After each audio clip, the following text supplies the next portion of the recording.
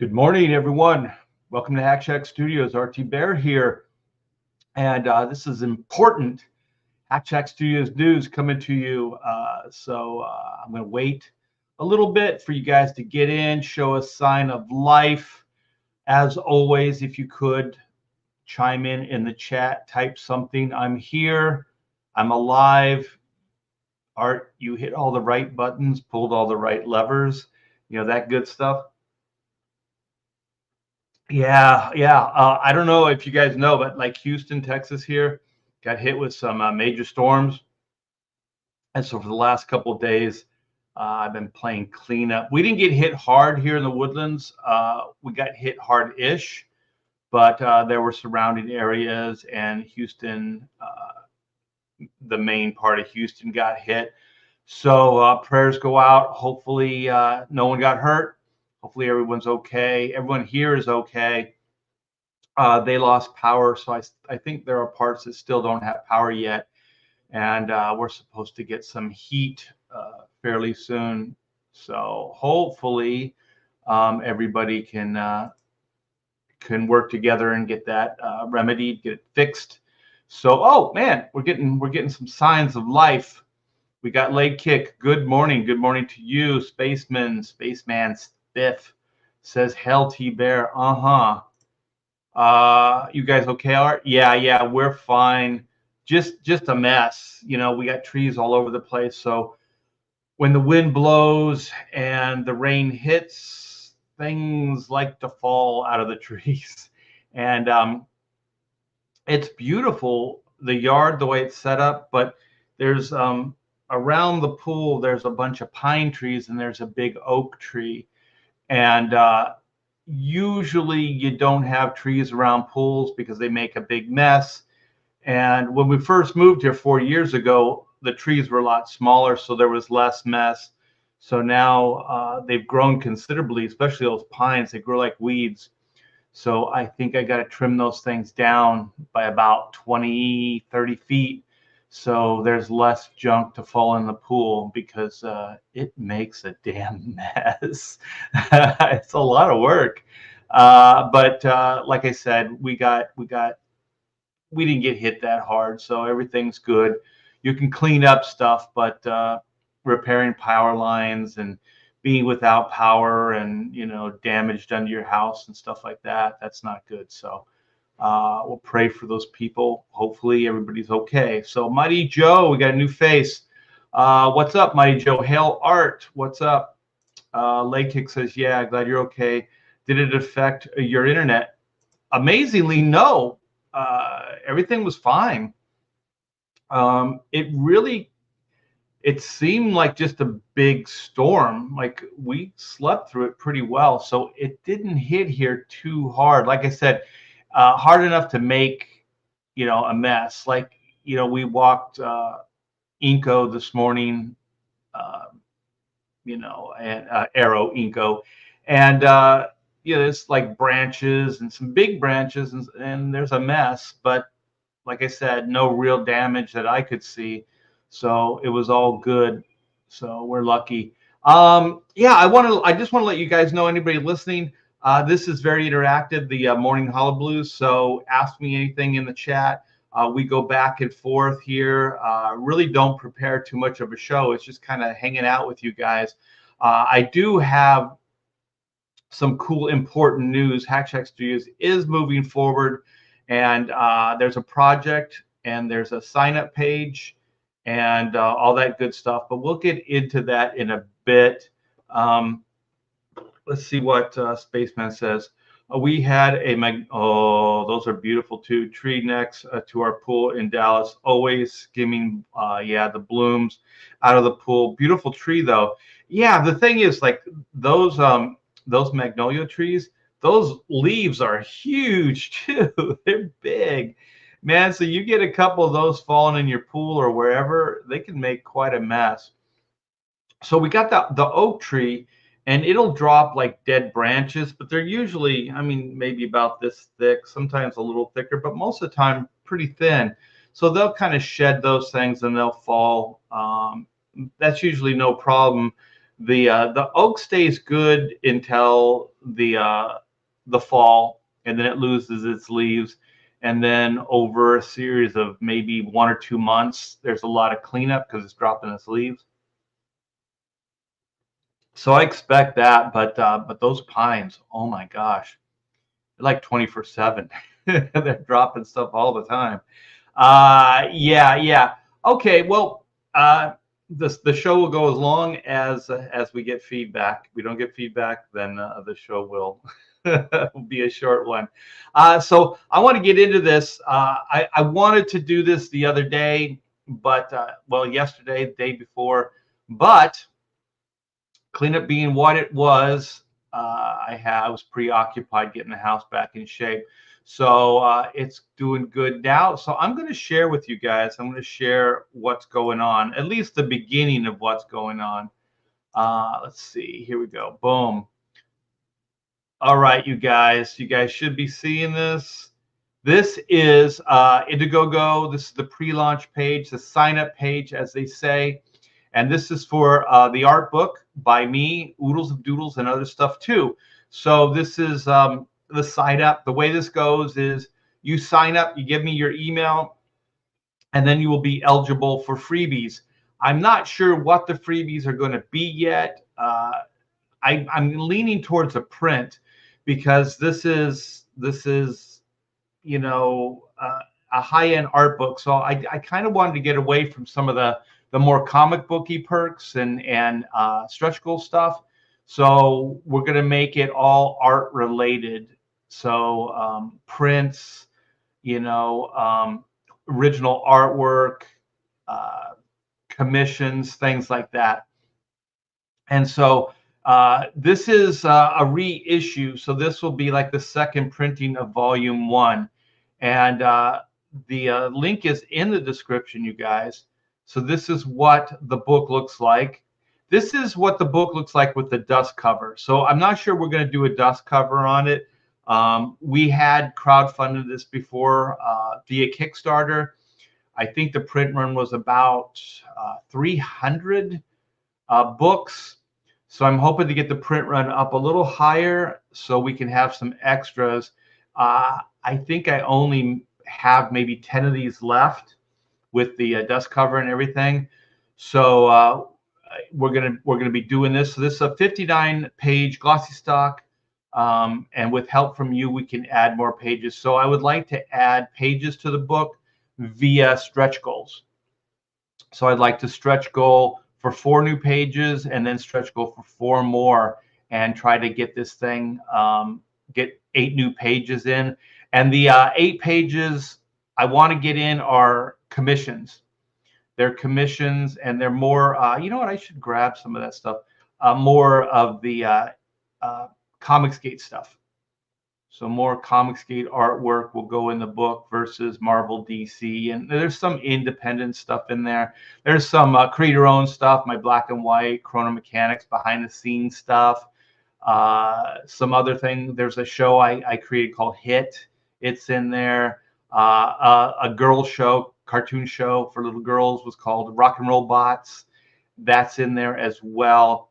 So good stuff. Here's some of the interior pages here. So like I said, you guys, the link is in the description. I'm going to put it into the live chat as well, so you guys know. So the main thing is to try to let you guys know that there is going to be a campaign coming very, very soon. We're looking at the end of this month, early next month. It's all going to depend on how many signups I get and how quickly we can get the word out and get people here to rally. So far so good. It's going really good. Get a lot of signatures. So I think I put it up 2 days ago without a lot of advertising. So this is my big push right here. So if like I said, this stuff is always dependent on guerrilla marketing. So if you guys could tweet this out, share with your social media, and let people know it exists. This is oversized too, you guys. This is 8.5 by 12, so it's a coffee table size book, kind of like a magazine dimensions, magazine size. And so it's going to be good. It's going to be good. The book looks beautiful. It's done. So here's a copy of it. And so the book is done. This is without the dust cover. So you can see the difference in the design. So I would like to do a dust cover as well. This is UV coated. You can tell by the shiny foreground stuff. And it's a beautiful looking book. Um, the all the writing on the spine is all UV, so it stands out from the flat. And then you can kind of see it here where you got the flat black, and then you got the shiny Harley Quinn stuff. It's a really gorgeous book. I'm very, very proud of this thing. It came out really, really good. Let me get some samples of stuff here. We got this Action Comics cover that I did just before I left DC. So they let me pencil and ink a cover. The cool thing is there's all the different sketches. You can't really see because white on white doesn't do well with the camera, but it's got 3 different sketches that I sent to the editor, and then the editor chose. And so then there's pencils on the side here in the bigger, and then there's inks as well.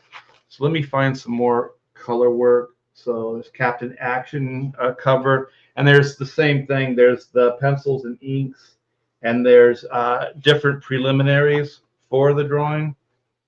We got Harley Quinn, Joker, pencils, inks, colors. I thought this one came out good. I got asked to do a reenactment of the X-Men cover, the first appearance of Bishop. So got that. Yeah, it's a fun book, you guys. Some pen and ink stuff. This stuff's bold enough that you'll be able to see it.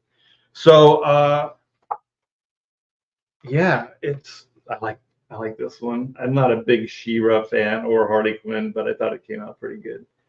She's got her knife to Harley's neck, and then Harley's got a bomb. So they're gonna kill each other, basically. Haha, it's funny. So yeah, you guys get the idea. It's 59 pages now, but we're gonna try to get this thing through stretch goals to get what I say, eight new pages. So that'll be awesome. Let me see what Mighty Joe says. Let Pam know the missing high octane arrived in great shape a couple weeks ago. Haven't had time to reach out. Sweet, I will. And thank you so much for supporting, Mighty Joe. I do appreciate it.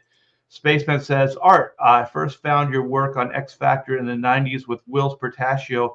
If I remember right, what was that like? It was I want to say it was a lot of work, but it really was just kind of normal work, but with a crazy deadline, always a crazy deadline. I think Will's, the first time I ever heard this term is Will's told me when we started the book. He said we inherited a bad schedule. So the book was already behind schedule when we got on the book. And so what that meant is that we were probably always going to be late as well. And I don't think we ever missed shipping or anything like that, but it was always kind of like, it was maybe instead of 3 months from shipping, it was 2 months from shipping. Then it was a month from shipping. Then I think eventually we were weeks away from shipping at some points. So it was just tough because there wasn't a lot of leeway as far as time. So we were basically pumping those pages out as quickly as we could. I do remember one time we were so far behind. I lived in Orange County and Wills lived in San Diego. And so he drove up to the studio, to Hatch Shack Studios, and we jammed out the last of one of the issues. I can't remember what issue it was, but we just worked back to back. He had his workstation, I had mine, and as fast as he could pencil, he was giving me those pages, and as fast as I could ink, I was sending them out. So I think we did that for a couple days and finished a book that way. It's funny because it's one of those things where it's kind of it's kind of exhilarating, you know what I mean? Like you're actually creating stuff out of whole cloth. You're just inventing stuff, and just you get to see Will's just just pencil. It's incredible to watch, and then he got to see me inking and stuff like that. So it's kind of a rarity for people that work together in comic books to actually work in the same location, because things are kind of, sometimes people don't even live in the same states. So it was cool. It was one of those. It doesn't happen a lot. I mean, it might have happened in my career a handful of times. Once you work in a studio environment like Extreme, it happens all the time. But up to that point, I think that was it. Before Extreme Studios was working with Wills, I went up to down to San Diego once, and I worked out of, I think it was Homage at the time, and it was Jim Lee, Will Spartaccio, and Scott Williams, and they had rented an apartment, and they had their assistant Carl Alstatter that lived in the apartment, and I think Joe Chito lived. I think that's how you say his last name. He lived there too, so he was a colorist, and Carl was their background assistant. Whatever they needed, basically Carl could do. He could pencil figures and stuff too. He was really good. And I could always tell when Carl was doing like background ships and stuff like that, because it looked like Jim Lee, but it was a slightly different feel to it.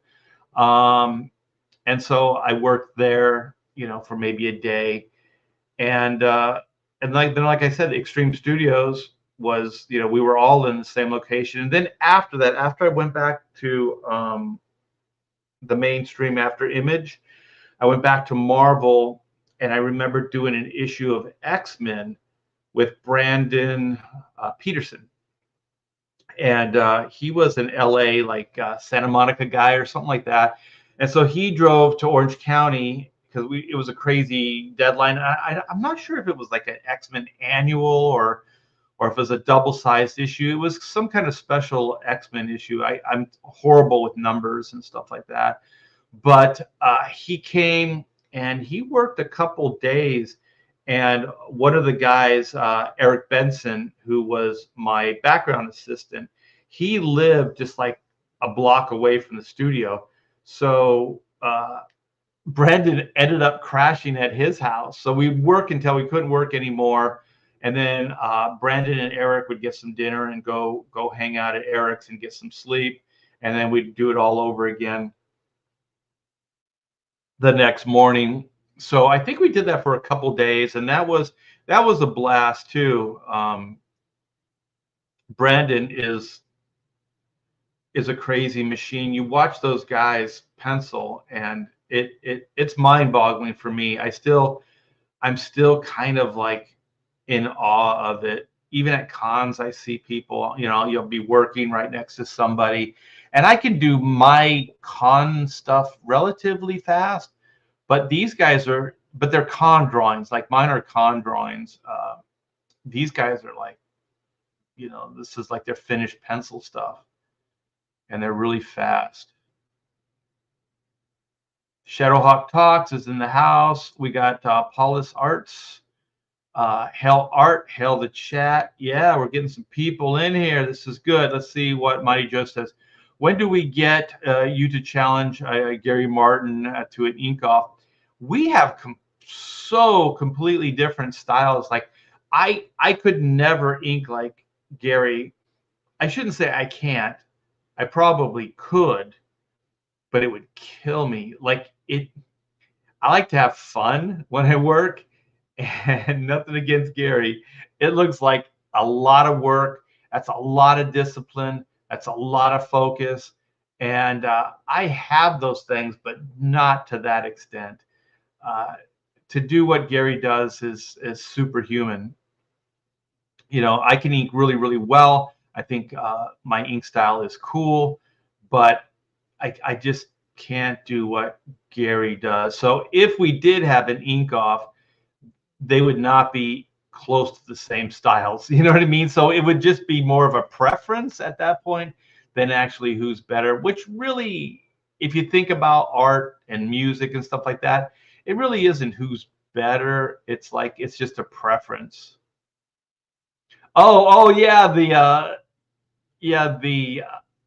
Joker Harley Quinn was the bootleg shower curtain. If you guys don't know, let me see if I can find the artwork again. Um, I guess there's these people that just search the internet and try to find stuff that they can bootleg and make product out of. And so somebody used this piece of artwork right here. And I don't think it's exactly this version. I think they got the pencils. Somebody else re-inked it and posted it, and then somebody did color work. So I don't think it's that actual version of it, but it is from my pencils. And they bootlegged it and they made shower curtains. you know, it's weird when that stuff happens. You're kind of flattered, but at the same time, you're kind of like, well, not me. Like they're not really ripping me off because I made my money off of it, but they're kind of ripping DC off. So I alerted DC Comics. They're legal, and let them know that that existed. And I believe they pulled it down. Let's see. Spaceman says, those were some of the best comics I collected in the 90s. Amazing art. Thank you. Yeah. And it was like people sometimes ask me, it's like, did you know what you guys were doing? You know, how important or how cool it was? And it's like, to be honest, we were just kind of working so quickly and we were in the zone that, at least for me, there wasn't a lot of thought about like what was happening around me. It was more just kind of focus and get things done.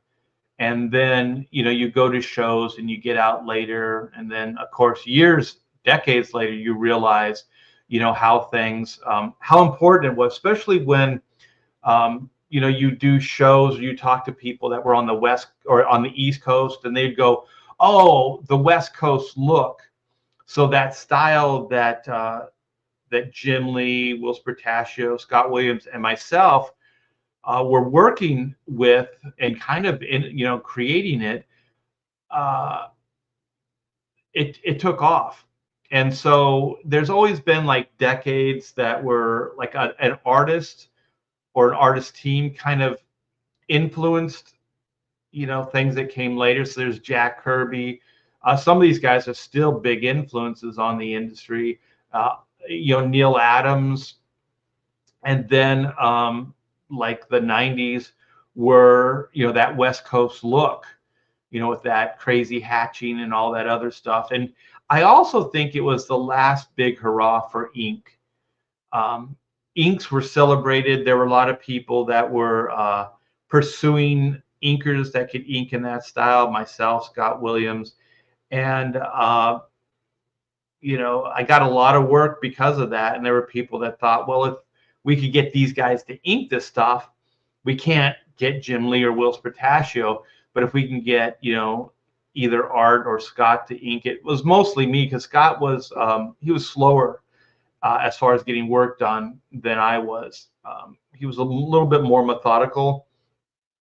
I don't think there was really that much of a quality difference.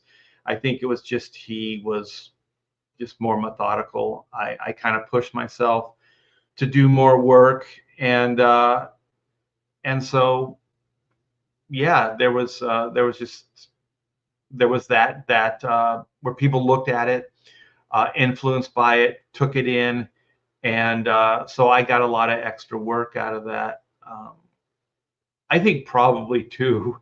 I think Jim and Wills wanted to keep Scott busy, so they were always throwing stuff at him, so he didn't have to. Not that I had to go outside of those guys either.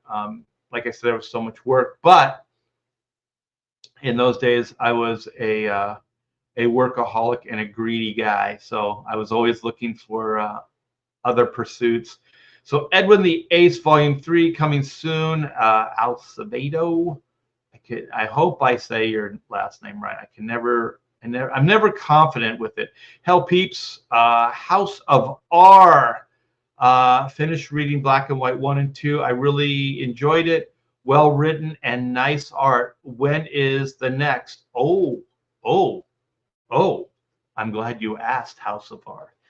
I'm going to show, I should probably tease this, but I got a lot of stuff to show you guys. So I'm working on page 1 of Black and White Volume 3. So once again, let me turn this off. Maybe you'll be able to see it better. You can see the inks coming together. So that's panel 1, panel 2. You can see some of the structure stuff in panel 3 taking root. These figures back here, you can't really see very well. But yeah, it's starting, you guys. So I'm hoping to get a jump and get quite a bit of the book done before we launch it. So I'm looking at launching at the end of the year. So we're going to go volume 3, Black and White. We're calling it Sins of the Father. And I'm hoping to have a big chunk of the book done, get into the rhythm of doing the book, and doing pages. For me, it's all rhythm. It's kind of discipline, coming to the board at the same time every day, working from this hour to that hour, taking a break this hour to that hour. That's how I've always been. I just find I get more work done that way. Some people can kind of just be unstructured and sit down whenever and start working. I'm kind of not wired that way. So the first, well, it's actually volume 3, Sins of the Father. We got, I'm working with Aaron Sparrow on the writing. So the first book is blocked out in detail, like scene by scene. The second book, it's a 2-part story, which is volume 4. Will continue the Sins of the Father storyline. And I'm finding that just kind of how it's breaking down. So it's roughly, 100, well, it's over 100 pages between the 2 books. And 100 pages is about it's my comfort zone as far as telling a story, the story I want to tell. And so we got a good outline for volume 4. And so we've got beginning, middle, end of that. So then volume 3, we're actually now just kind of structuring it, putting it together. So I got all my pages here. I got this one, which it's got some notes on it. So Aaron's really talented. He gets the tone. He understands what we're looking for. Pamela and I are looking for, and what Black and White's all about. So it's going to be good.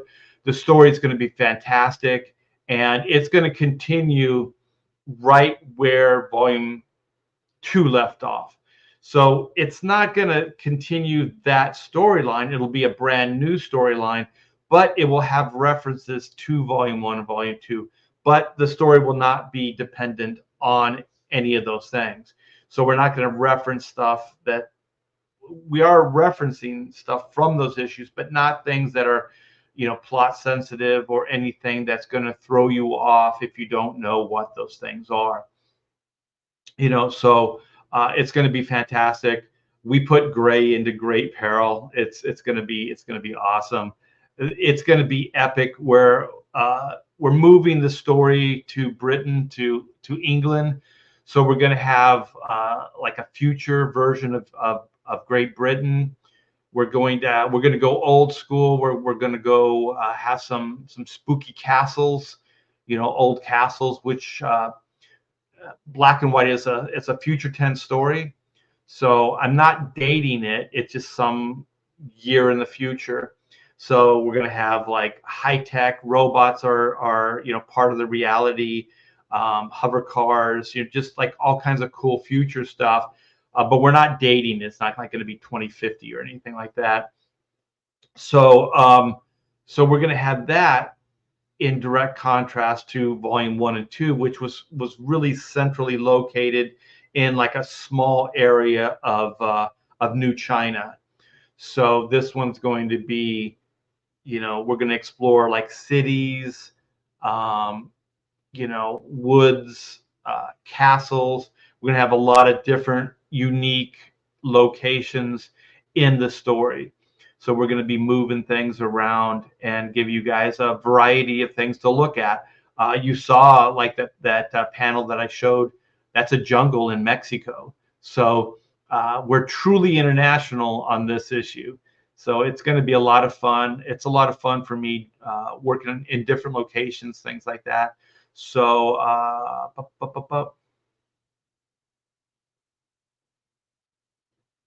Mighty Joe says, working that close, were you laying claim to returned art while working on it? No, actually, we had a pretty good understanding. So what we did is we had an art rep, and so all of the artwork went into that. And so there wasn't like an art returns per se. If you worked on the page and it sold, then you just took your how much, I guess it was just split. It was just split. So if it was a Wilson I page and it sold, we split the money. If it was Jim and I, we split the money.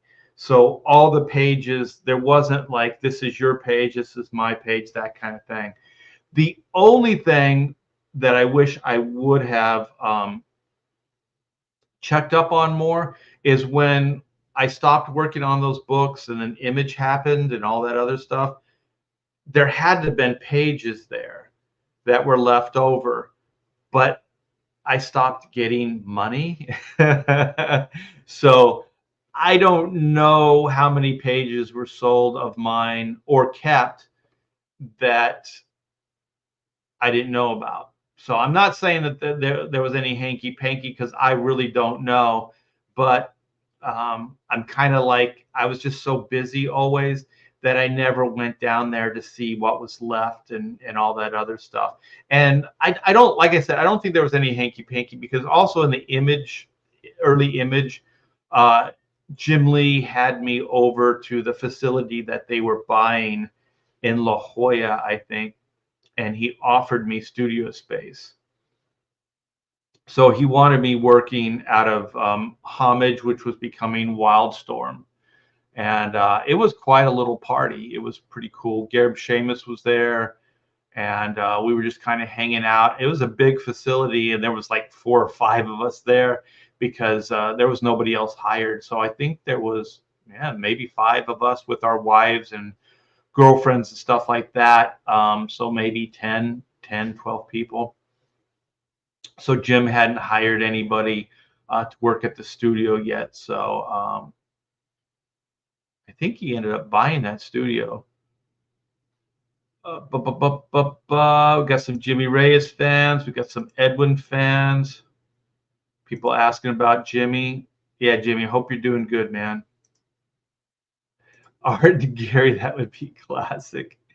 I have a feeling, I don't know how fast he is, but Gary Martin cannot be that fast with that style. So I have a feeling I would be done quicker than Gary. So Gary would still be working on a section of the forehead, and I would have my piece done.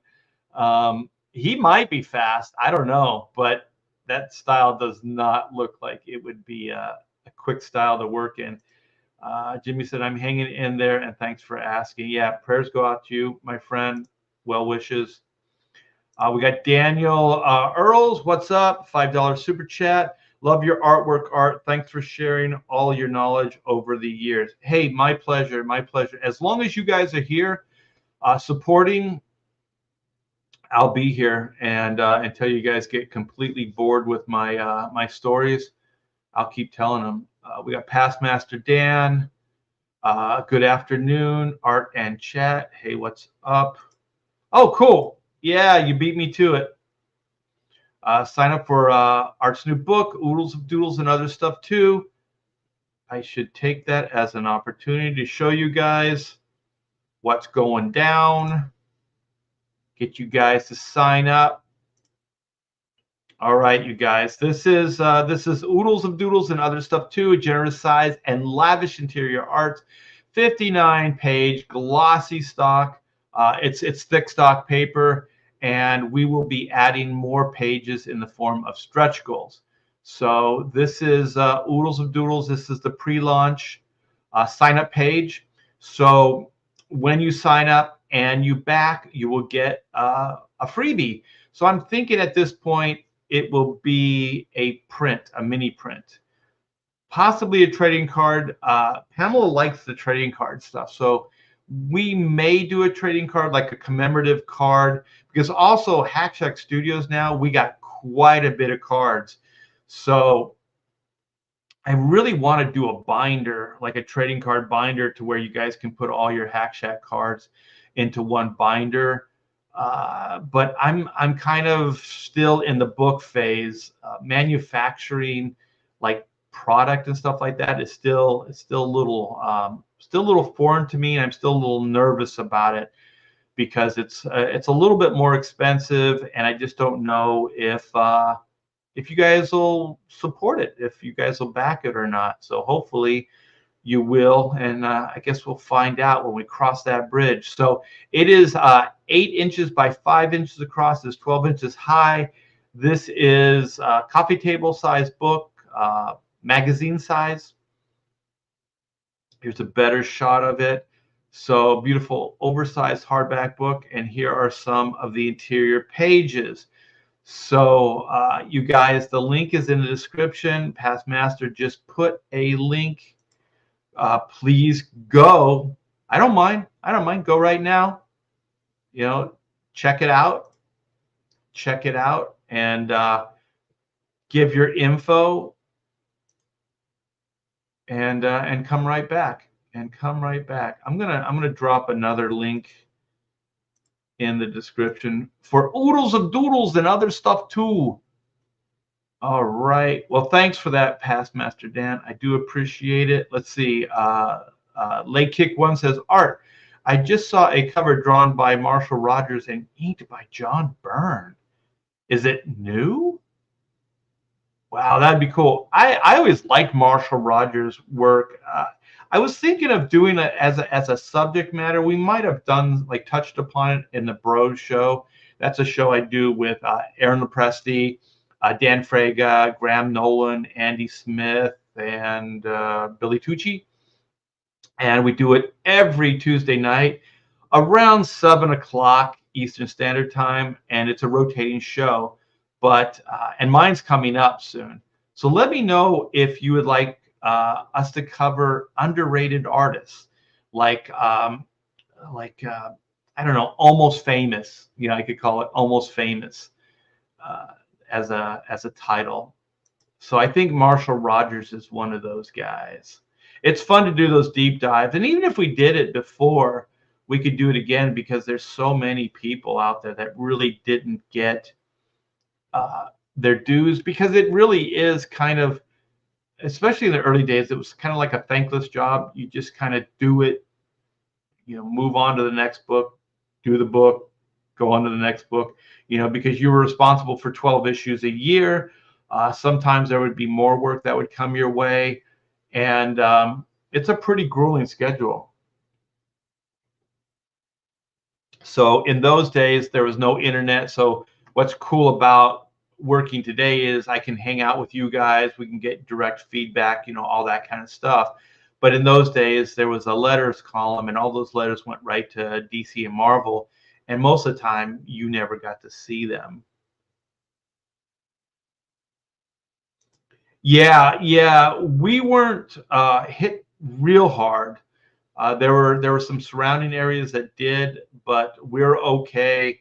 We didn't lose power, and we didn't lose internet, so that was good. Just kind of a mess. Everything's, you know, there's leaves and broken branches and stuff all over the place. But other than that, thankfully, we're okay. Oh, awesome. House of Bar says, cool, thank you. I will back volume 3. Volume 3, I guarantee you, the way the way I work, I always try to top what I did before. So I'm really, really in the mood to just, whatever I learned from volume 1 and 2, I'm gonna polish it up, and then I'm gonna try to build off of that and make the book even better. So Spaceman says, always blown away how you can create from a blank page to such great art. Such an amazing gift. Well, thank you, thank you. Some people make it look a lot easier than others. I think I make it look very difficult. Gift of gab. Hey, Art and chat. It's 2:11 a.m. over here in Australia. So Art's gentle voice will hopefully make me sink into sleep. Oh, that's a nice way of saying you're boring. You're boring me to sleep. Oh man, hey Pedro, what's up, my brother? From down under, another Aussie. I always kid Pedro. He's from Panama. He's not from Australia. Oh, Gift is not quite asleep yet. Story sounds great. Love exploring old mansions and castles, finding all the is that pokey hidden places. I'm getting excited about this next book. Oh, sweet. Yeah, it's gonna be great. It's gonna be great. I think our villains are going to be awesome. Yeah, after this stream, you got it, brother. I'm going to kind of hang out. It's supposed to get warm here, so today looks like it might be a pool day. So I'm getting into tuna melts. So I think I'm going to make myself a tuna melt, get a nice iced tea, go hang out at the pool with Inko and my wife, Pamela, and have a good lunch and possibly a dip in the pool. So Sheldon Martin says, it's been a long time since I could make a morning hullabaloo. Well, welcome, Sheldon Martin. Yeah, I didn't stream or anything last week. I took a trip to California. It was unexpected, and there was a lot of good, and there was some sad, a lot of sad. But the good thing is I got to hang out with Amanda, our daughter. So when Pamela and I moved to Texas, she stayed in California with her boyfriend, and so they got a apartment in Orange County. They're doing well. So if you can make ends meet in California, it's like hats off. And so, but the main reason I went there is a dear friend of mine, and he's done some live streaming with me, and he is very, very ill. He's very sick, and he's not going to make it. He's not going to be here very much longer. So I thought, like, you can go to somebody's funeral. He isn't going to make it. So it's, well wishes, as far as a painless transition to the next phase of his life, but he's not going to make it. So I went there. I thought it would be better to support him and to let him know that I'm here for him, now before later. And he seemed to really appreciate it. And the good thing is, when I first got, oh my gosh, I got the call. He called me like a day before I left, and he told, oh man, this is tough stuff, man, tough stuff. He told me, not in so many words, but basically that he wasn't going to make it, and he was going to be here very much longer. And when he got checked into the hospital, when I got there, his wife, Leanne, said she didn't think he was going to make it through the night when they first checked him in. And so by the time I got there, which was a day, I think it was, I, yeah, I think it was the next day, actually. I don't know how I got the flight. I don't know how. I mean, somebody must have been looking out. I got a direct flight to California, one way there, which was the most important. And then I got a layover on the way back. I actually got a good rate. I don't know how. I mean, somebody must have wanted this to happen, but everything kind of fell into place. And so I got there, I visited him in the hospital, and he was, I mean, from what they said, he was doing way better, right? So he was talking. He was very weak, but he was talking, and so we got to hang out. So I told myself I wasn't really going to dwell on anything that was in the present, and I was just going to remind him of the past. You know, I've known this guy since I was 7, and we built tree houses together. We built multiple clubhouses, but we had one killer tree house, and there were 3 of us in the day. So there was a guy named Greg Allen, Kurt Wyndham, and myself, and we were all into like superheroes and comic books and Aurora model kits, and you know, all the same thing. So when you find friends like that, you kind of hold on to them. And so in my backyard, we had the Aurora model kits, which were the dinosaurs and stuff like that. So we made tar pits in the backyard, and we'd watch them sink, and we did all kinds of stuff. So if you guys didn't grow up in the 60s, 70s, Aurora was a big part of it. They had monster model kits, they had dinosaur model kits, which were awesome. They were big too. They had superhero model kits. They had all kinds of genre. They had like spies. They had like Man from Uncle. They had James Bond.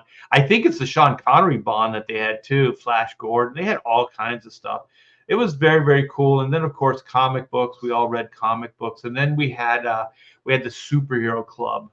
And I think maybe if you dig, I don't think I ever pulled it.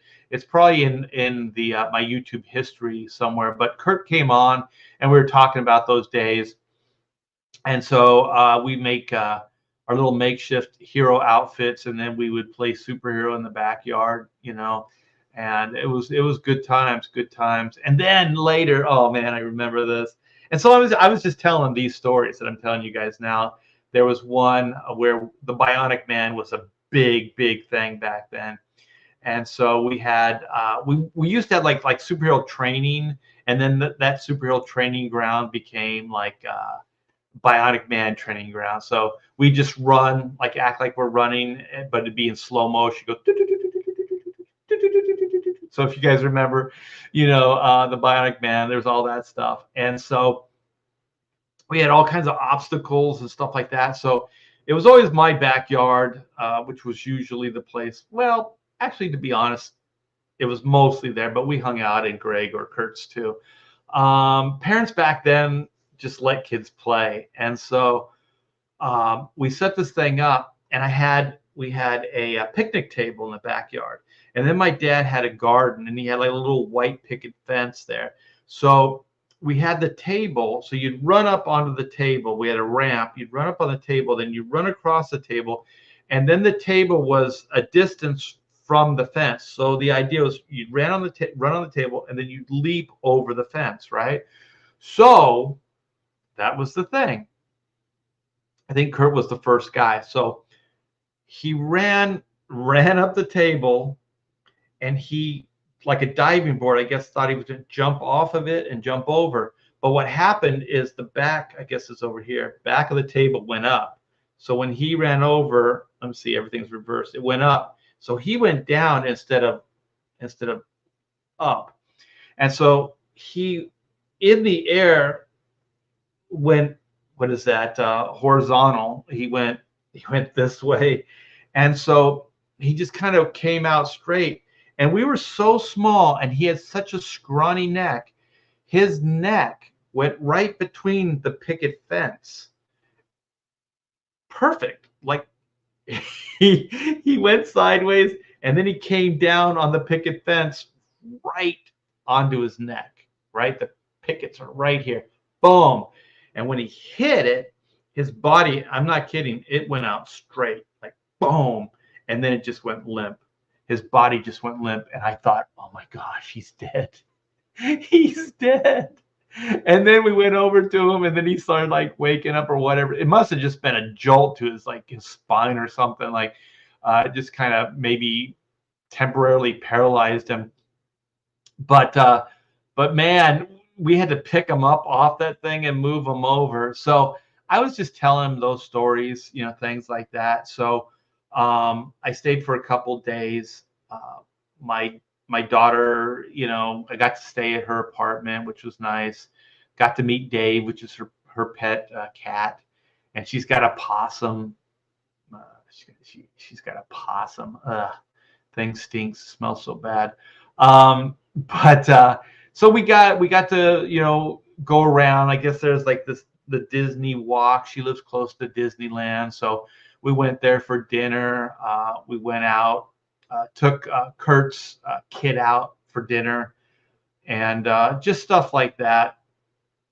Got to be there to support the family. Like I said, Kurt's wife Leanne and his son Kurt Jr. And so I'm glad I did. It was really tough. It was really hard. But like I said, the good part of the story was he started getting stronger as he was there. And so later that night, the first day I was there, he got released from the hospital. And so he got moved to his house. So he's at his home now. So the next day, my daughter Amanda and I went and just got to hang out at his house, which is way better than hanging out in a hospital. Hospitals are just the worst. And so it was good. I got to see him. He was in his own bed. And so he was upstairs when I got there. And then I don't know how he did it, but he got enough strength and he walked down those damn stairs, no problem. And then he walked to the family room couch. His wife made him comfortable, and we just hung out. It was great. It was like old times, and just swapping stories, just hanging out. And he'd get worn out real quickly, so he crashed. They have a pool table, so my daughter and I played some pool. We played pool with Kurt Jr., and then it looked like Kurt was he just wasn't up for hanging out anymore.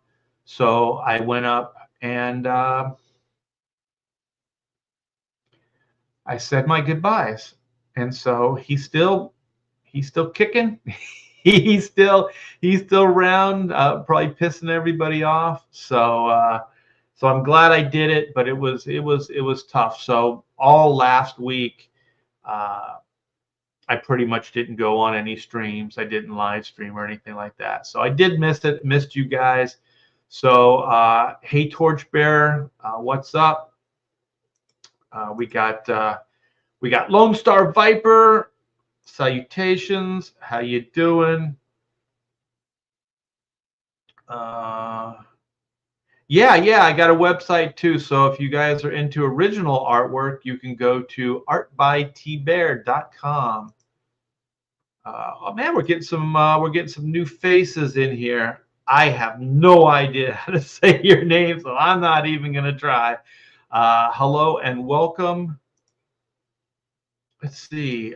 Leg Kick says Art Bear. No, 80s. Byrne and Rogers did Atari for a special cover. I'm gonna check that out when I'm done. We got GJ Martinez. Good morning, Art and Hell Chat. Good morning, man. Let's see. Glad to hear you're we're okay through the insane storms we just had. Yeah. Hope you're okay too if you're a Texan. Let's see. I think he's going to elaborate. On the other hand, my electric meter pole fell because of these storms, but I took care of. Well, you took care of it as soon as possible. My electric company was amazing through the whole process. Oh, you called them? I was like, please don't say you actually touched that thing, because I don't think that's very safe. We got Tarks9. How you doing, man? Good morning. We got Mirage for $9.99 super chat. Hey, is that guy from Ghost? Who is that? It looks like the dude from Ghost, because he wears those rubber masks. I forgot his name. Hey, Art, if you're doing commissions, I was wondering if you would be interested in inking my pencils on 11x17 piece of Bristol board. I'm not a pro, just a fan. We can talk. Yeah. My schedule's starting to get booked up again just because I'm working on black and white, and I'm going to be doing a lot of promotion for Oodles of Doodles. But if you're connected on my social media, send me a private message. Let me see the artwork. I'll see if it's something I can get in and out of relatively quickly. GJ says, I also found amazing electricians, and they set up my new meter pole, and I had my electricity temporarily disconnected for some time, but everything was installed within a day. Good to hear. Good to hear. And hopefully, I don't know, your meter pole, I hope that didn't cost you. I hope that was a city. Mike Wilson, Art says, was that suck? I don't know. Uh, Sorry to hear that. Yeah, um, I'm trying to be. I'm trying to be optimistic. I mean, he had a great life. You know, um, you know, great kid, amazing wife. His mom is still around. His family home, yeah, she still lives there. Just some really cool stuff. So I hope he feels like, and I think he did say something along the lines that he had a full life, and that's, I think, more important than a long life. There are some people that live forever and just don't make the best of it. They're mopes, and they're angry and stuff like that. He was never those things, and he was one of those guys that just kind of helped everybody. Um, Not to get overly sobby, but I always used to reference him as my guardian angel, because whenever there would be hard times in my life, somehow he was always there. So I said, now you're literally going to be my guardian angel. Let's see. Jimmy Reyes Art says, "A way to cheer everyone up." Art, of course, of course. It is a celebration. It's a celebration of his life. You know, he had a fantastic life. He was a great friend. So he will be missed. So Tark says, I found and bought the 90s black and white comics. Oh, good. You can compare those. Like the first three of the 94, the volume one and volume two are loosely based on that storyline. So there's a lot more to volume two or volume one and two than the 90s version, but it's all there. You tell him, Jimmy. Thanks, Michael. Ganging up on me. Your book is fantastic, Art. Thanks for sending it to me. I enjoy Black and White 1 and 2 so much. Great to hear. I'll tell Pamela downstairs as well. Cool. Torchbearer Studios. I still have my Aurora monsters creatures from Creature from the Black Lagoon. Oh, those things were so cool. They later made them glow in the dark. It was always kind of weird though, because you painted them and then you're painting over the glow in the dark stuff. So it's kind of weird. Dang, Art plays rough, LOL. Remember the time I paralyzed you? I also hit him in the head with a hammer. So when we were building the clubhouse, I was kind of up and I was over the entryway, and I was hitting a nail with a hammer, and he comes through the door and I missed, and bam, right down on the top of his head. I've seen him fall off rooftops. I mean, the guy was in the day, he was relatively indestructible. Hell, Art, yeah, Mike Wilson, Art. Did you get your trading cards? Let me know in the chat. J or GJ. I always want to say JG, dyslexia. Yes, I'm a Texan. Art. Conroe did get Conroe, and was it parts of? Was it spring? I forget, but there were some parts that were hit hard. We were really lucky. People that live mopey, angry lives, I feel you're calling me out. Well, then you're going to live forever. My grandmother, my mom's mom, was a mope, a grump, angry. She lived longer than any of the other family members. Crazy. What do they say? Only the good die young. So I'm hoping I'll live forever. Yeah, Past Master, you take care of yourself, man. You got Past Master's got some health problems, so he could use some well wishes as well. I will. Thanks. Hey, Mirage, let me know if that's. Oh my gosh, what is that guy's name? The singer from Ghost. That is your avatar there. Do, do, do, do, do, do.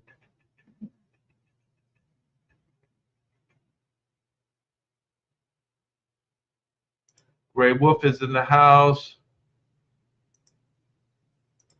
Yeah, I got some arthritis on my hip and my lower spine as well. But so far, um, well, I went in. They said they can't help me, so I'm just gonna have to deal with it.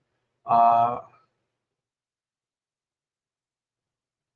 that's funny because they said the same thing with me. I had scoliosis, and they said mine was a S curve, like a it was S curve corkscrew, so it went internal. So the spine wasn't just outside; it was inside curve as well, and so it was pancaking my internals, and so it was eventually it would just kind of choke me out because it would just kind of keep going.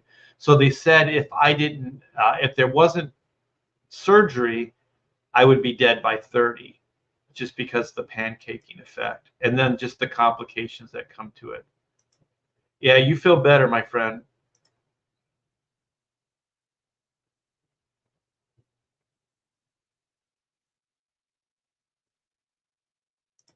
It's still morning. We're close. We're close to noontime here, so I'm going to have to wrap it up soon.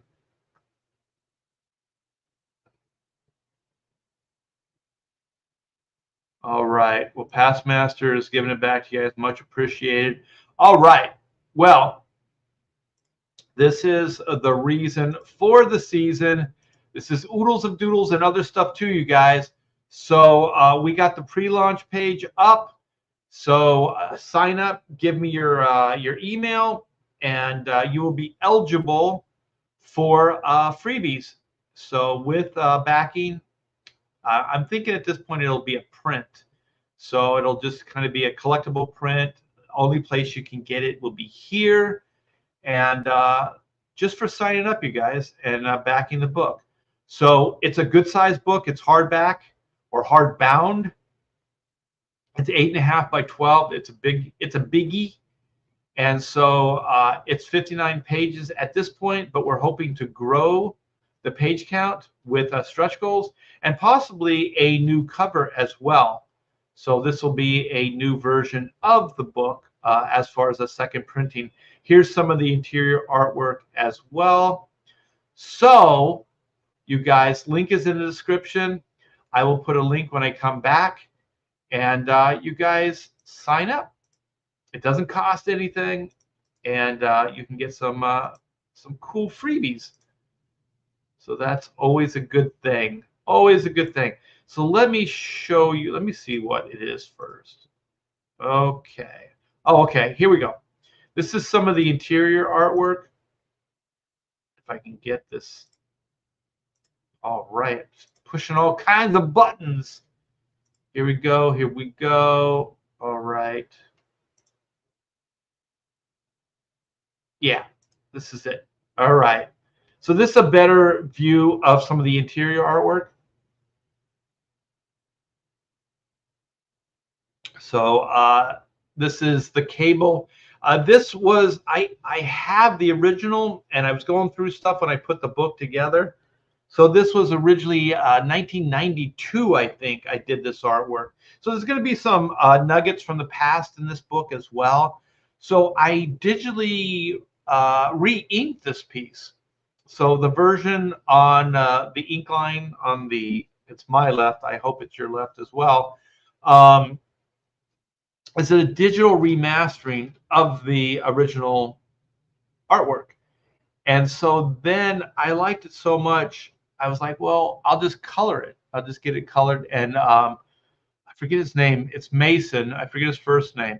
He did an amazing job of coloring this. So it came out so good. I was like, we got to put this in the book. We got to put this in the book. So this is 2 pages in the Oodles of Doodles and Other Stuff 2 book. So beautifully colored. The pages, the printing, everything is amazing. So when we do the second printing, it'll be equally as amazing as the original. So let's show you this. So I got also some con drawings in here, some headshots that were commissions. So I have those things as well. I can do this. Let me blow some of this stuff up so you can see it better. So here's a cable doodle. It's all brush with some gray tones added. I think this was a con drawing. And so, like, see, if I inked against Gary, this is what my ink work would probably look like. And Gary's is all controlled and beautiful and perfect. And so here's Gamboat. I like bringing these things into Photoshop because I can enlarge them. This is bigger than I originally drew it. So sometimes I like to bring in some color. And so this is Old Man Logan. So a little bit of color wash in there. A little ink wash in this one as well. So yeah, this is some examples. Let me show off the Batgirl. Classic Batgirl.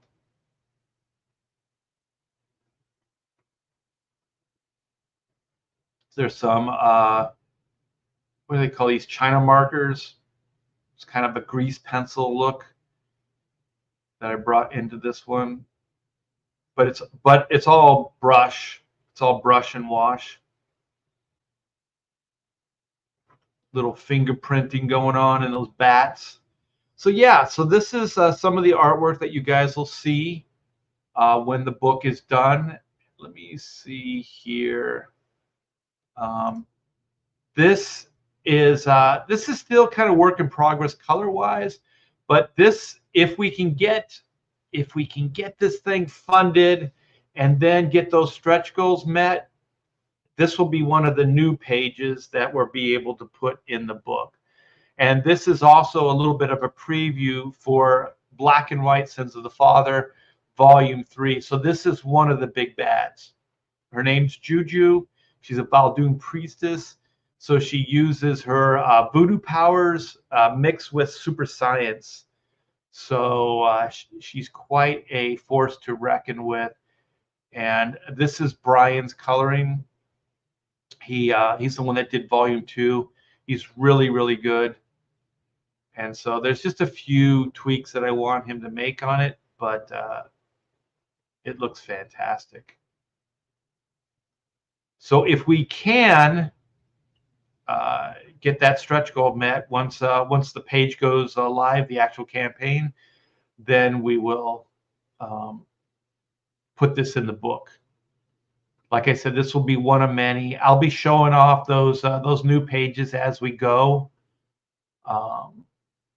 and see if we can build a better, newer, better version of the original. Kind of like the Bionic Man. We can rebuild it. With $6 million, we can rebuild Oodles of Doodles Volume 1. And so, you guys, I also want to do a new cover. So a second printing usually has something unique, something different. So the interior pages, but also I've been working on cover ideas. So I was thinking maybe do something that's more just fun outside the box instead of, black and white or chrono mechanics or whatever. Maybe create some new characters for the cover. So I'm calling this is Robot Jane, and the robot's called Rock'em Sock'em. So just fun stuff. And if we can get, like I said, if we can get the stretch goal met, this will probably be the first stretch goal. And if we can get that met once the campaign goes live, then I'll start working on finishing this thing up. But I like it. I think it's really cool. The composition's awesome. And I think it'll be a fun new cover for the book. So we had White Whitney Sung on the original. So this one will have Robot Jane and Rock'em Sock'em. I dig the robot. I like robot designs.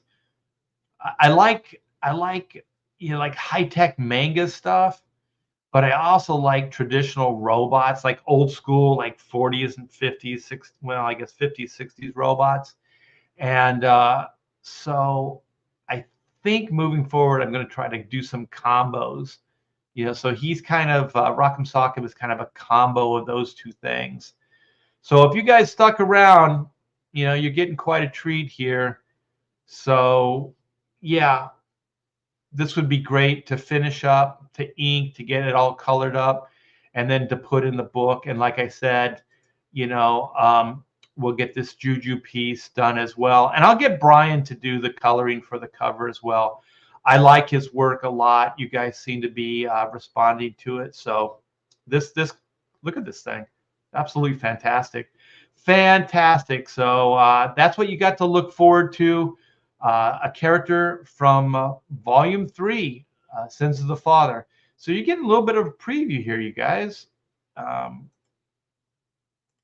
Yeah, so like I said, if you guys are coming in late, this is a panel from Volume 3, Sins of the Father. This second panel is a little bit more finished. So we got that going. Let's see. Oh, cool. Oh, cool. Let's see. I guess shirts could be cool for the campaign. We can put the cover maybe on a t-shirt. You guys been busy. Score. Just signed up for the new project. Yeah, you guys. It doesn't cost you anything. So go right now. Click the link. It's right here. Click the link. Go over there. Sign up. I'll wait. Are you back? Are you back? You should be back. Doesn't take that long. Let's see. It is a few years ago. John Malin said that that's what Cecil looked like, so I made it my avatar. That's cool. Yeah, that band is really good. I saw them.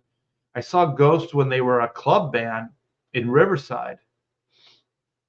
Yeah, it was a church that was converted into a nightclub, which was kind of perfect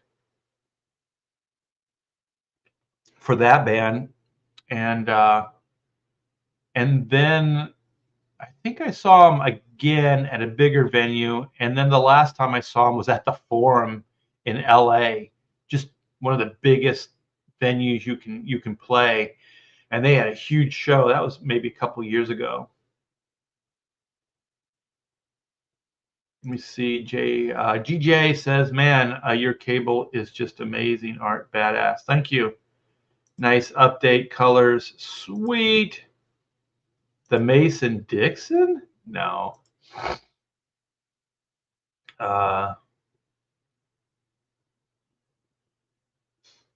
You can't pull weeds from a standing position. How dare you? That girl looks like Anna. Everybody says, whenever you get like a good looking girl and you draw a good looking girl, everybody says that looks like the good looking girl. Let's see. Damn, bro, I'm so getting this for sure. Sweet. Well, at this point, everybody just go over there and sign up. Just sign up. One step at a time. I have to say, you and your colleagues have such unique art style. So happy to be able to support it in any way I can. Man, thank you. Thank you. I do appreciate it. Shirt. I don't know what shirt is. Were you thinking like make these into t-shirts? I'm not sure. Um, we could. Gray Wolf is talking to Praetor 7. I'm in, is that Tennessee? I don't know where TN, and I think Indiana is an hour ahead of us here. I grew up near Camp, what is that? Atterbury? Atterbury? In Indiana. I feel like I'm intruding. Juju's the big bad with big bad jujus. Ooh. I like that. I like that. We got an agreement. Oh, okay. That image on the back of a t-shirt, or on a black t-shirt, I should say. Yeah. We can do that. We can do that. Yeah, t-shirts with the end of the black and white can. Well, about the midway point, we introduced t-shirts, and we were really, really ambitious with the wraparound, and I would love to do something like that in the future, but just manufacturing, it's a pain, and also it's very, very expensive. So I think going forward, I'm going to try to make sure that there's a good design, but try to scale it down to something that's more doable. Because also, just to be honest, all of us are very transparent. The price margin, like the profit margin, isn't very high on t-shirts. So basically, we're just kind of recouping costs. But I do like to do them, especially if you guys, want them. I don't mind. Grey Wolf says, I need to get my screen printing stuff up and running. The pandemic effed everything up for me. Yeah, do it. Do it. Let's see, Grey Wolf says, I'd like to see Rock'em Sock'em Robots make a comeback. Put Matt Barr's head on one and Liam Gray's head on the other. Yeah, that'd be pretty funny. The thing is, I was fortunate enough as a kid for Christmas. I got a Rock'em Sock'em robot, and the thing is, it's fun, right? You and your friends just get to take aggression out, and those things are made pretty good. Like those things did take a beating, and it's not so much the punching of the robot, but it's those little pop, pop, pop, pop, pop things, and you can kind of move. You can jockey your guy around, and it'd be cool if you could actually lower them too. I don't think you could lower them. Like you could duck or weave. But anyways, there was always one robot that was a little bit, their neck or head, their chin was a little bit more sensitive than the other. So one you could kind of hit multiple times and the head wouldn't go off. But then the other one just barely touch it, the head goes flying off. And if you guys don't know what we're talking about, yeah, Google search Rock'em Sock'em Robots, toy of the 60s, I guess. Fantastic. Torchbearer Studio says, great, I'm drawing a foliage right now, and it pales compared to those panels you are working on. Just keep at it, man. Just keep at it. Ooh, fathead style decals. Yeah, I like the idea. Like everything's on the table right now, but as far as the art book, I kind of wanted it more art centered. So what I want to do as well is a mystery box or mystery envelope. And whatever the price is, like if it's 30 or 50, the tier, it will have 30 or 50 dollars worth of stuff in there. So we could put mini prints in there. We could put trading cards. We could put patches from other campaigns, trading cards from other campaigns. We can put, like, there's going to be a lot of prints with this new campaign with Oodles. So we could do that. And then each one of them will have a doodle, like a thumbnail or some kind of scribble that I've done. So it'll have original art in it. So I want to do stuff like that where it will always have something to do with original artwork. Oh, cool. That's cool. I love Ghost. They got a movie coming out or something. My daughter told me about. There's a song. It's a live. It's one of their old songs, but it's a live version of it. Um, that's the only thing they put out to promote it so far. Sheldon Martin says, I was going to name a villain Juju. Can't do it now. Guess I'll have to go with Honkers. Well, there you go. I just did you a favor. I got you to a new creative place. So Honkers would not exist if I didn't do this live stream and I didn't talk about Juju. So there you go, Sheldon. You owe me. Grey Wolf says, yeah, I had those robots when I was a kid. Always one of the heads was way too sensitive. Torchbearer Studio says, LOL, my Rock'em Sock'em robots were the same way. The blue one, I was going to say the blue one had a glass jaw. Yeah. Did you ever think, like, there's a blue and red one? Did you ever think like this was politics? Like, you know, like the Democrats and Republicans, blue and red.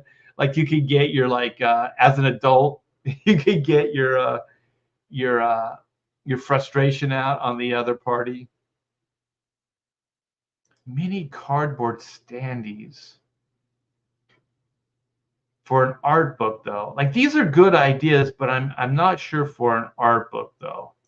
So I don't want to seem like a naysayer here, but we'll see. You're not supposed to identify them by their colors, LOL. Yeah, not in these days, not in these days and age. But let's go. Okay, so this will be my last. You guys are probably tired of this, but I got a month or so of this. Oodles of doodles and other stuff to you guys. So this is the pre-launch. Sign up and be eligible for goodies and back a book. And at this point, I'm thinking of a mini print. And it'll probably be the cover. Maybe it'll be that Juju piece. It all depends on how things progress. So it is a good sized book. It's hardbound. So it's 8.5 by 12. This is the visual of the book with the dust cover. And this could all change, you guys. So this is kind of like a holding place. So if we, like I said earlier, excuse me, if we could get the stretch goal met for the new cover, then this cover won't be used. So we can create a new version of it, and we can put Robot Jane and Rock'em Sock'em on this cover. And then if we can get maybe I'll do a dust cover tier as well. So if we can get the dust cover, they're a little expensive to make, but if you guys want, I'll do a poll later. And as this thing develops, because that's what I like about this, is it's very organic. These building these books, running the campaign, stuff like that. So I can get feedback from you guys. But if you want, the main cover could be Robot Jane and Rock'em Sock'em, and then we could keep this cover as the dust jacket. So that could be fun. So you can get both pieces of artwork.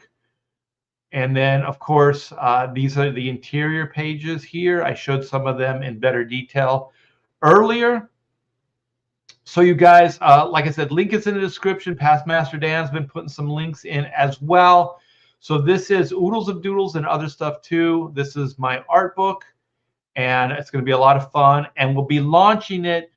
Like I said, it's going to depend on how many signatures we can get, how quickly we can get those.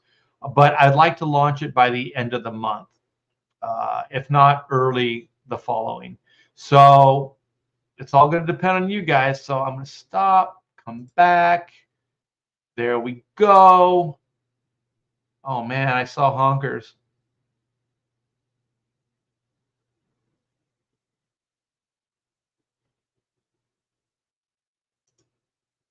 I thought it was us and the Russians. The Russians are red.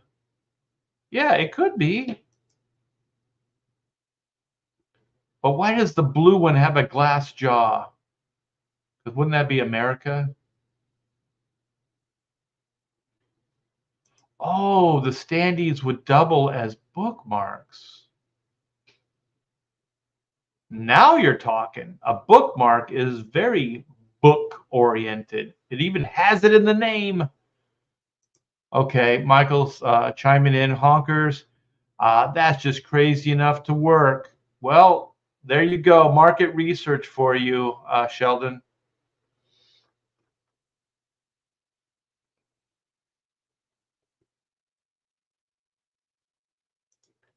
Well, let's get this one first. Art, I love the art, but the title I hate. Oh, no. Okay. Retitle it The Process Works. I'll run it by Pamela. What I like to do is the same thing I did with the studio, Hack Shack Studios, and Oodles of Doodles and other stuff too. I like to do like more pretentious ideas, like obviously Hack Shack Studios is not a studio that hacks out work. It's high-end quality work, right? So I thought it would be funny, instead of like a pretentious name, go with something that's fun. So it's kind of disarming, right? So I thought, like, Jim Lee had Homage Studios, right? And I was like, oh, Homage, that seems very hoity-toity, right? So I'm going to be Hack Shack Studios. In contrast, so with the Oodles book, usually, there's like these pretentious names for art books and stuff like that. So I wanted to do something that was a little fun to kind of disarm. So it's kind of like, oh, it seems kind of fun and goofy, but then you open it up and you see like really nice artwork. So that's kind of the idea behind the Oodles. But, to each his own. Blue Boy Comics. Have to bounce, guys. Thanks, our great stream. Have a great weekend, all. Thank you, Spaceman. Thank you for coming in early. And I'm going to wind down too, because I'm starting to get hungry and it's lunchtime. Randy Howe says, I signed up. Perfect. Thank you so much, Randy. I appreciate it. All you guys should be doing the same. Even you, Blue Boy, even though you're giving me crap in the chat. Gonna be cool book. Looking forward to the launch. I'm sorry I just said what I said because I didn't read this prior to that. So good. So you're going to support it, even if the title isn't, Process Works. Well, now I get it. Sounds good then. Okay. All right. All right. I like Process Works too. Possibly something to keep chambered for the future. All right, you guys. Thank you for the hang. This was good. This was kind of impromptu. It's been a little crazy here between, the trip to California and then the storms the other night. But we made it through. Thanks for hanging with me. I felt like telling that story was a little therapeutic. So thanks, guys. I hope it didn't get too melancholy, but it is what it is. Pretty transparent on this channel. So it's all good. And thanks for the super chats, you guys. That was crazy. That was unexpected. I always like the super chats. And to all that have signed up for the Oodles page, I do appreciate it. The book is going to be out soon. It's not going to take that long because the book, all the files are done. Like, think of this as a prototype for the new book. So this is 59 pages. It's all done. So if we don't do the stretch goals, if the stretch goals aren't met, this is exactly the book you'll get. If we hit the stretch goals, we'll have a new cover and we'll have 8 new pages added. We went to printers. We got prices on stuff. We got prices for the UV. We got prices with 8 new pages, all that. So with the stretch goals, it's all doable. So hopefully we don't just hit our funding, but we can exceed that funding so we can make a new version of Oodles of Doodles and other stuff too. So that's the goal, you guys. With your help, we can do that. And the first step is that sign up page. So thanks, you guys. You guys are badass mofos. And it's always fun hanging with you. Have a fantastic weekend. I think we're going to have killer weather here in Texas. So I'm probably going to be poolside and then try to get as much work done on black and white. Once again, you guys, first page, first panel of black and white, volume 3, Sins of the Father. So it's moving along. It's moving along. And you can look forward to that towards the end of the year. All right, man. Take care. And thanks for the hang.